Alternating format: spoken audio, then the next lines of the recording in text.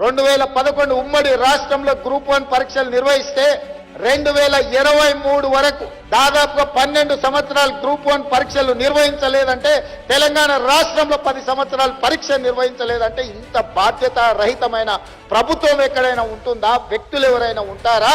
వాళ్ళ ఉద్యమకారులని నేను అడుగుతున్నా. నా ఎన్నికల ఫలితాల రోజు కూడా నేనంత ఆందోళనగా లేను. ఏది జరిగేది ఉంటే అది జరుగుతుందని. కానీ మీ నియామకాల విషయంలో అంతకంటే ఎక్కువ ఆందోళనతోని, ఏకాగ్రతతోని మీ భవిష్యత్తు కోసం కొట్లాడినా. రేపటి నుంచి మీరు అధికారులు కాబోతున్నారు, ఆఫీసర్స్ కాబోతున్నారు. నిన్నటి వరకు మీరు నిరుద్యోగ యువకులు, గ్రామీణ ప్రాంతాలలో ఉండే సామాన్యమైన కుటుంబ సభ్యులు. కానీ ఈ రోజు నుంచి తెలంగాణ రాష్ట్రాన్ని నడిపించే యంత్రాంగం, అధికారులు, ఆఫీసర్స్.